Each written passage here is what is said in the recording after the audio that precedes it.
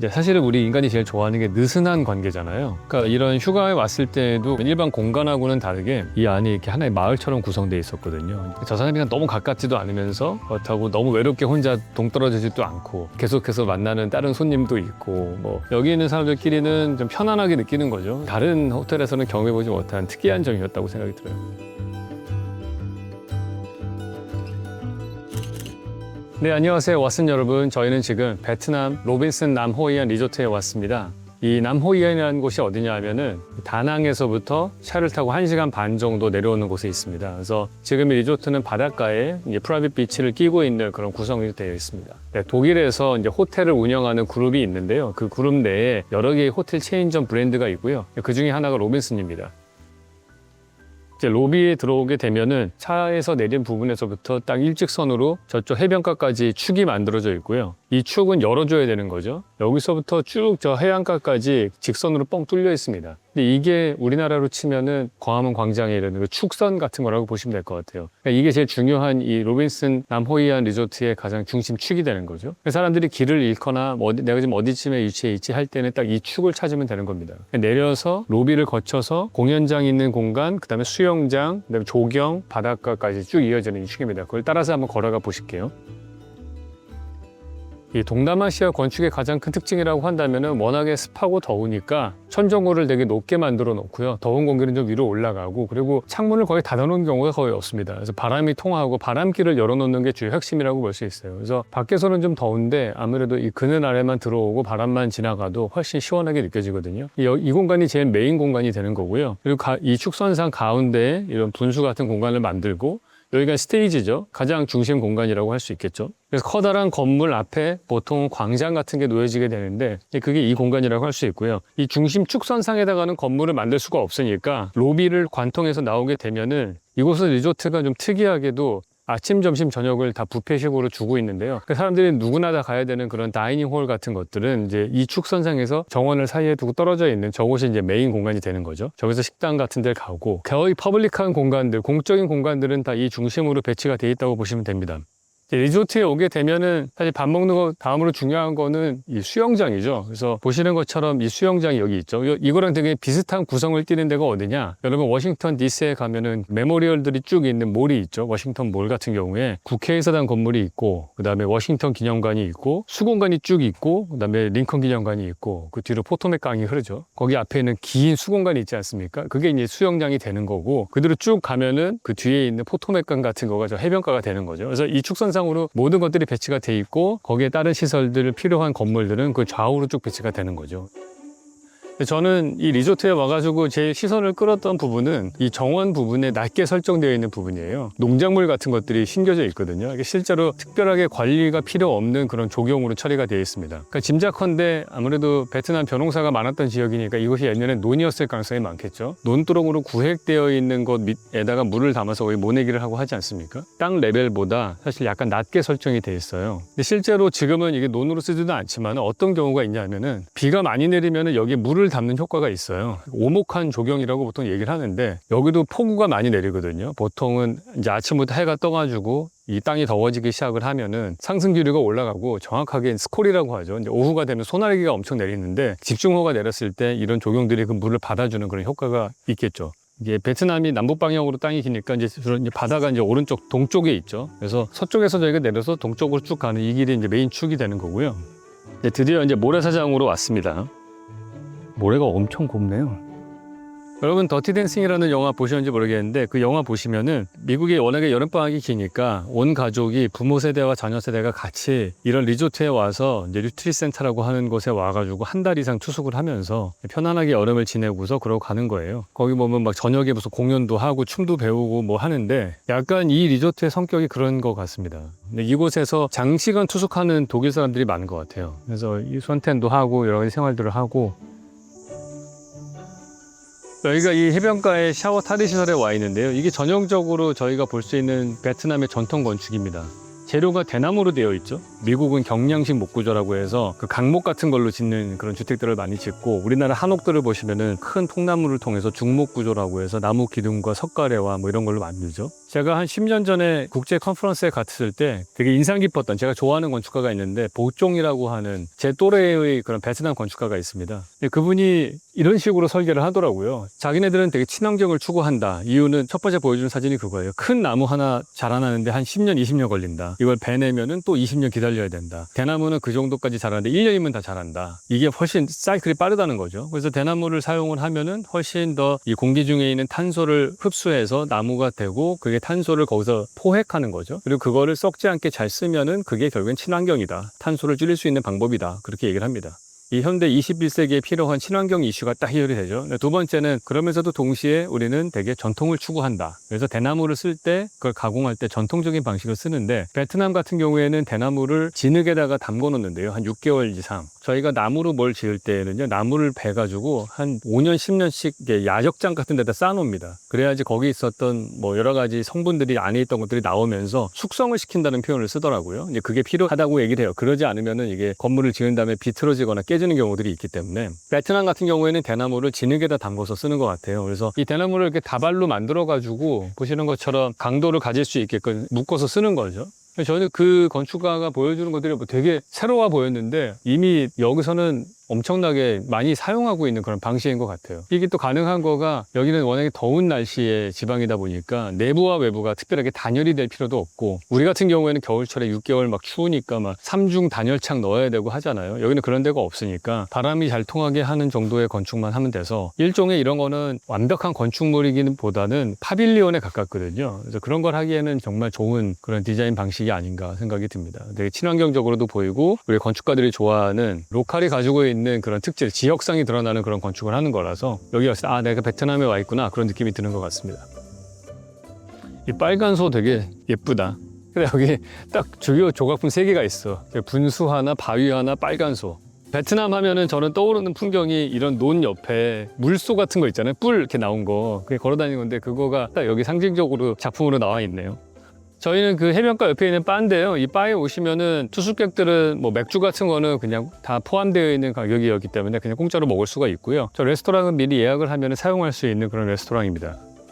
Do you have a sparkling water I can drink? 와, 진짜 덥다. 이런 데는 진짜 옷통 벗고 수영복만 입고 있어야 돼. 다낭이 경기도 다낭시라는 별명이 있을 정도로 한국인들이 많이 가는 곳이잖아요. 사실 저는 개인적으로 이렇게 해외여행 갔을 때 주변에 한국말 들리면 좀 깨거든요. 내가 여기까지 왔는데 내가 이제 말하는 걸 조심해야 되는 거잖아요. 한국말이 들린다는 것 자체가 그 공간의 성격이, 한국에서 벗어나려고 왔는데 여기 또 한국이구나라는 느낌이 또 들기 때문에, 여기는 특이하게 손님들이 한 80%가 다 독일인밖에 없어가지고 주변에 들리는 말이 다 독일어밖에 안 들립니다. 그러니까 약간은 좀 독특한 분위기가 연출되는 곳이다, 그런 느낌이 와요. 그런 면에서는 좀 새로운 것도 트라이 해보는 것도 좋을 것 같다. 저희가 맨날 이 셜록 편준에서 소개를 시켜드렸던 공간들이 다 너무 초고가의 리조트여가지고 댓글 중에 그런 것들이 있었거든요. 가격이 너무 비싸서 못 간다. 그래서 저희가 이번에는 이제 광고 요청이 들어왔을 때 합리적인 가격선에서 할 수 있을 것들도 한번 소개시켜드리면 좋겠다 해서 광고를 저희가 하기로 했습니다. 그러니까 한국에서는 경험하지 못하는 그런 공간일 거라고 생각이 들었습니다. 우리나라의 많은 리조트들의 특징들이 뭐냐 하면은, 대부분 다 우리나라는 해안가에 국도가 지나다니잖아요. 그러니까 국도가 지나가니까 아무리 좋은 호텔이 만들어지더라도 찾길을 건너서 바다를 나가게 돼 있어요. 그래서 저는 항상 그게 좀 불만이었거든요. 제가 항상 중요하게 생각하는 게 머무르는 공간이냐 이동하는 공간이냐, 이렇게 말씀을 드리잖아요. 우리나라의 바닷가는 다 이동하는 공간으로 다 한번 끊어진다는 게 단점인 거예요. 근데 이런 리조트에 오게 되면은 아까 보셨다시피 이 단지 뒤쪽으로 차선이 끊기죠. 그런 다음에 이 안에는 다 보행자로 오고 걸어오면서 이 바닷가로 나가게 되니까, 이 바닷가라고 하는 정말 엄청나게 릴렉스하고서 멈춰진, 그런 시간이 멈춘 것 같은, 소리도 파도 소리밖에 안 들리잖아요. 정말 슬로우한 공간이 내가 있는 이 쉬는 공간하고 있고, 그 사이를 빠르게 지나가는 차도가 없다라는 거가, 저는 그게 가장 큰 특징과 차이점이라고 생각을 합니다. 그래서 한 번은 체험해 보는 거 좋을 것 같다 생각이 들었어요.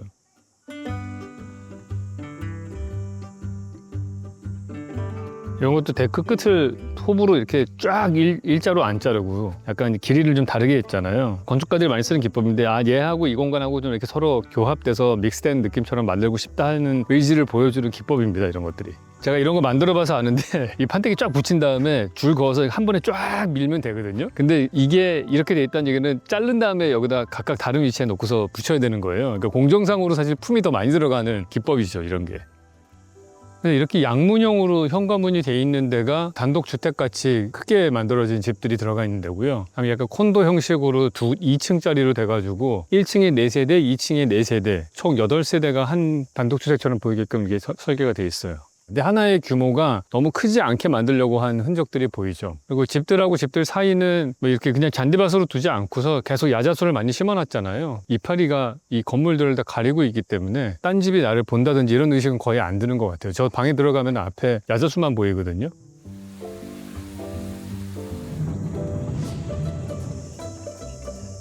네, 저희 지금 방문한 곳은 오션프런트 풀빌라입니다. 단독으로 되어 있고요. 물론 저희 스태프들과 제가 묵은 데는 이런 데는 아니었고 저희는 딜럭스 룸으로 일반적인 룸에 있었는데 그 레인지가 되게 다양하다고 보시면 될 것 같고요. 그중에서 저희가 풀빌라를 한번 들어가 봤습니다. 문 열고 들어오면은 여기 특징적인 거는 뭐냐면은 들어오는 입구를 해서 딱 바깥쪽까지 가서 저기 보시면은 바다로 나가는 길로 쭉 열려 있습니다. 이게 이제 메인 액세스라고 볼 수 있죠. 일단 리조트다 보니까 부엌이 필요가 없죠. 여기는 밥을 다 밖에서 나가서 먹으니까. 거기서 한 칸 옆으로 빠지면은 조금 프라이빗한 공간이 나오죠. 여기가 이제 다이닝 홀이고 이 존에서는 이제 나무가 심겨져 있고 이 자연을 보게 돼 있는 거죠.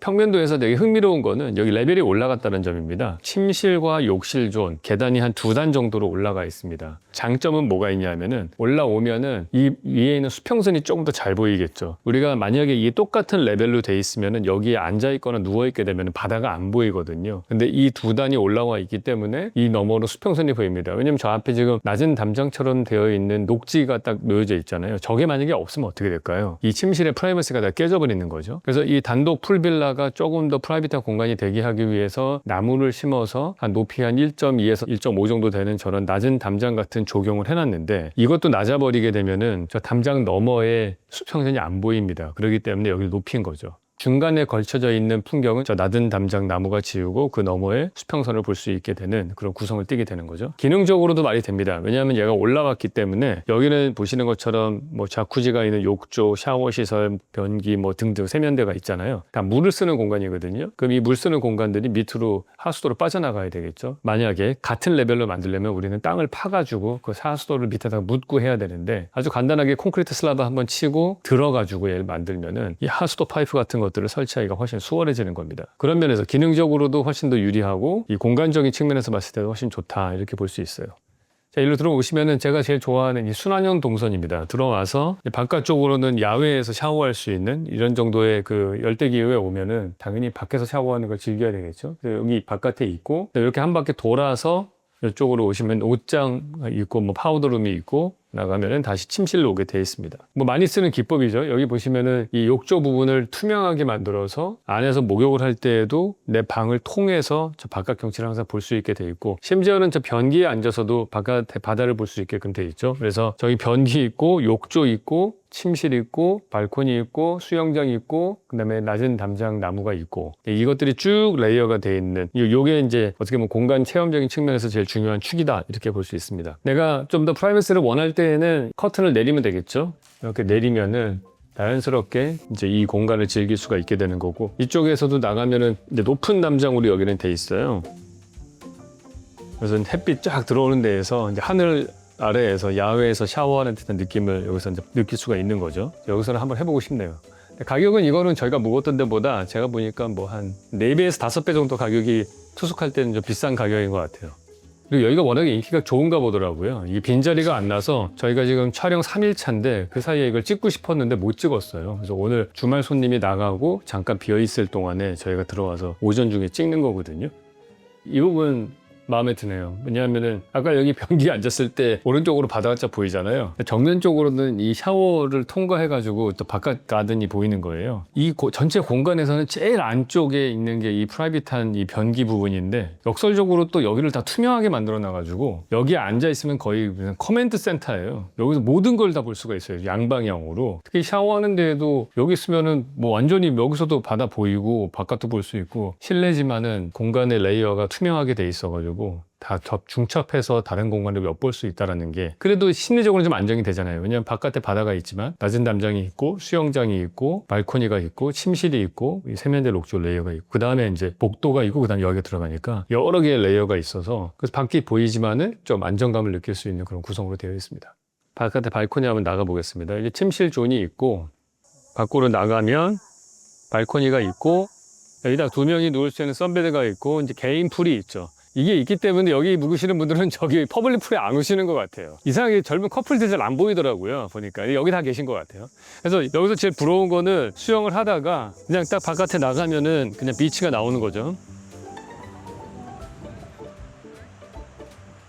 저희 어저께 봤던 그 해변가에 있는 바가 있는 쪽이 저쪽이고요. 바다에서 놀다가 딱 이 나무로 되어 있는 이 담장을 딱 관통을 해서 그러면은 여기는 이제 답답하지 않게 지금 저희 어제 요가했던 곳인데 저쪽이 보이거든요. 이렇게 요 존은 약간 뭐랄까 세미 프라이빗한 존이죠. 열려 있습니다. 왜냐면 이거를 이 나무를 옆에까지 딱 심었으면 너무 답답한 느낌이 날 거예요. 그래서 이 존을 쭉 열어서 저 시설이 끝나는 데에는 퍼블릭한 요가하는 그런 파빌리온을 지어놓고 여기서 한 칸 들어오게 되면은 요 라인을 기점으로 해서 양쪽에는 나무를 많이 심어놨죠. 아주 프라이빗하게 수영을 할 수 있는 존이 딱 나오는 거고 선탠도 하고 그러고 나서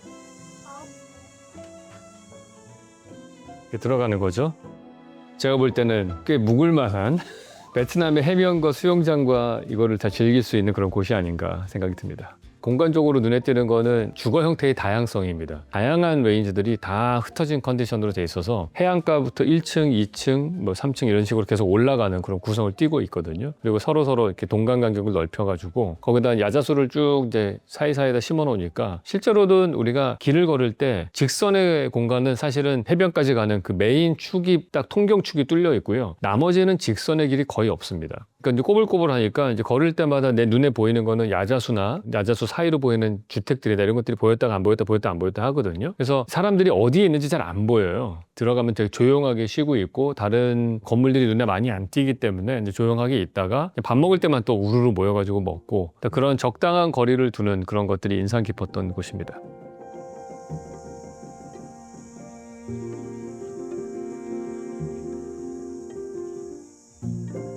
여기가 요가하고 어저께 보니까 여기서 기계 체조 연습하는 친구 있더라고요. 덤블링하고 막 플라잉 요가도 할 수 있게 돼 있는 것 같아요.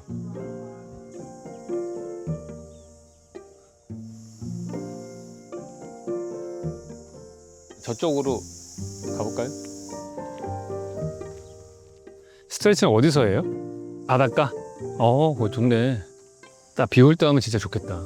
거기서 하면은. 베트남 커피는 한잔 하시죠. 그거 진짜 보여줘야 될 것 같아. 베트남 커피. 여기가 아이들이 노는 그런 수영장이 있는 곳이고요. 크게 수영장이 3개인 것 같아요. 이게 메인 풀이고 어린이들 노는 풀, 그다음에 한 중간급들이 노는 풀. 지금 저희는 수영장 옆에 있는 한번 바를 가보려고요. 제가 어저께 저기서 베트남 커피를 마셨는데 너무 맛있더라고요. Can I order here? 3 Vietnam coffee please. Ice. 벌써 나왔어요? 막 어제는 막 갈고 막 그러던데. 네, 저희 지금 수영장 옆에 있는 바에 와 있는데 여기 뭐 특별하게 가격표가 써 있지 않은 것들은 다 그냥 포함돼서 먹을 수 있거든요. 근데 제가 어저께 여기서 베트남 커피를 마셨는데 너무 맛있더라고요. 제가 만드는 과정을 제가 봤는데 커피 넣고 연유 넣고 믹서기에다 돌려가지고 여름 넣어서 주시는데 이게 좀 중독성이 있습니다. 당 보충되면서 카페인도 들어가니까 동시에 들어가니까 엄청나게 기분이 업되는 뭐랄까 우리 믹스커피 상위 버전이라고 보시면 될 것 같아요. 믹스커피 밀도 한 2배?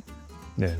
이제 사실은 우리 인간이 제일 좋아하는 게 느슨한 관계잖아요. 저 사람이랑 너무 가깝지도 않으면서 그렇다고 너무 외롭게 혼자 동떨어지지도 않고, 그러니까 이런 휴가에 왔을 때도 그런 게 있는 것 같아요. 근데 이런 리조트의 특징은 뭐냐면 일반 공간하고는 다르게 도시는 불특정 다수가 오기 때문에 어떠한 사람이 올지 모르고 어떤 위험이 있을지 모르지만은 일단은 여기는 필터돼서 들어오는 거잖아요. 투숙객이라고 하는. 그러니까 되게 안전하고 여기 있는 사람들끼리는 좀 편안하게 느끼는 거죠. 그래서 이곳에 와서 낮 시간 동안에는 주로 다 수영장에 있고 옆에서 선탠하고 좀 뭐 마시고 싶으면 와서 한잔 하고 맥주도 마시고 다시 돌아갔다가 끼니 때가 되면 여기 있는 다이닝홀에 가서 뷔페 식당 가고, 요 안쪽에 저희 메인 로비에는 이제 에어컨 나오는 방들이 있어요. 아이들 놀이방이라든지 이런 것들 거기서 생활하다가, 그래서 메인 로비 홀, 다이닝 홀, 이 바, 이 수영장 이 네 개가 딱 하나의 세트로 되어 있는 공간입니다. 그 사이엔 당연히 정원 같은 것들이 있고, 그래서 거의 이 시간에서 여기서 이제 생활을 하는 거고요. 특히 어린아이가 있는 집들은 이 수영장에서 다 보내는 것 같아요. 그리고 아까 제가 해안가에 가보니까 거기는 오히려 어른들만 가서, 거기 이제 라이프가드가 없는 해안가이기 때문에 거기서 그냥 편안하게 조용하게 쉬고 싶은 분들은 글로 가고, 약간 좀 사람들 구경하면서 있고 싶다 그러면 이쪽으로 오시는 것 같아요.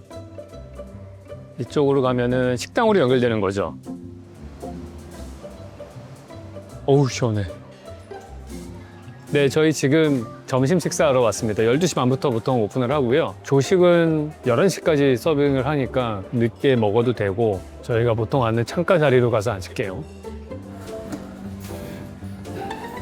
네, 여기가 지금 메인 식당이거든요. 다이닝홀로서 전체를 커버하는 데여서 수영장 바로 옆에 있고 로비 건물 바로 옆에 있습니다. 그래서 연결돼 있어요. 아케이드로 연결돼 있고요. 그래서 여기서 아침, 점심, 저녁을 다 서빙을 합니다. 되게 좌석이 널찍널찍하게 돼 있어서 저희는 지금 세 번째 먹는데 모든 게 다 식대가 포함되어 있으니까 그냥 편안하게 먹다가 쉬다가 먹다가 쉬다가 할 수 있는 그런 시설인 것 같아요.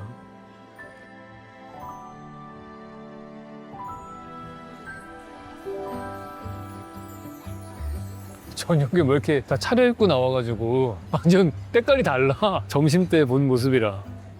이브닝 드레스 같은 거 입고 나오신 분부터 해서 진짜 이런데 한 열흘씩 있으면 서로 친해지겠어. 여기에 어쨌든 10대 애들이 이렇게 올 거 아니야, 같이. 뭐 어떤 집은 아들 데리고 어떤 집은 딸 데리고 오고 막 이럴 거 아니야. 좀 오랫동안 있으면 썸 탈 수 있을 것 같은 그런 느낌이야. 부모님들도 다 본 상태에서 검증되고 그런 에피소드가 생길 것 같은 분위기. 뭔가 여기 식재료가 다 신선한 것 같아. 우리나라에서 이 정도 서비스를 하려면은 하루에 진짜 못 받아도 한 5, 60만 원 받아야 될 것 같지 않니? 로빈슨 남호이안 리조트에 저희가 초대를 받았을 때 와보고 싶었던 이유 중에 하나는, 첫 번째는 해안가 바로 옆에 있는 작은 리조트인데 이 안이 이렇게 하나의 마을처럼 구성되어 있었거든요. 이제 배치도를 보면은 여러 개의 건물로 분동이 되어 있습니다. 그러니까 하나의 작은 마을처럼 구성된 곳이어서 그걸 한번 경험해보고 싶어서 왔습니다. 사실 제 인상 깊었던 거는 저는 여기 있는 사람들이었어요. 둘째 날, 셋째 날 점점 되면서 여기 호텔에 있는 사람들끼리 친해지는 것 같아요. 뭔가 신뢰가 쌓인다고 해야 되나? 서로 대화를 많이 하거나 그렇진 않습니다. 말은 하지 않더라도 되게 비슷한 목적을 가지고, 이 안에 구성도 되게 특이해요. 커플들이 온 사람들도 있지만은 가족 단위로 온 사람들이 되게 많았고, 인상 깊은 거는 가족들도 어린아이보다도 한 10대 후반에 있는 자녀들을 데리고 오는 손님이 많더라고요. 그러니까 하나의 편중되어 있는 그런 사회 구성 시스템이 아니고 되게 골고루 다양한 형태의 라이프 스타일을 가진 사람들이 여기 모여서 생활을 하는데, 또 특이하게 밥 먹을 때는 다 한 식당에서 먹어요. 아침, 점심, 저녁을 다 한 식당에서 먹고 수영장과 바도 같이 공유를 한단 말이에요. 그리고 또 안 보일 땐 또 안 보입니다. 다 자기 풀빌라에 가 있던지 아니면 해안가에 놀던지 누구 수영장에서 놀고 어디 다 숨어 있지 하는 느낌이 드는데, 저녁 먹을 때는 또 옷을 쫙 드레스업을 해가지고 다 이 다이닝홀에 와서 먹어요. 근데 그런 경험들이 다른 호텔에서는 경험해보지 못한 특이한 점이었다고 생각이 들어요. 그래서 그거를 제가 이틀 정도 지난 다음부터는 여기에 그 요가 선생님도 안면도 좀 있고, 계속해서 만나는 다른 손님도 있고, 뭐 운동하면서 만나는 손님들도 있고, 그러니까 조금 더 커뮤니티에 녹아든다라는 느낌이 좀 들었던 그런 리조트였던 것 같습니다.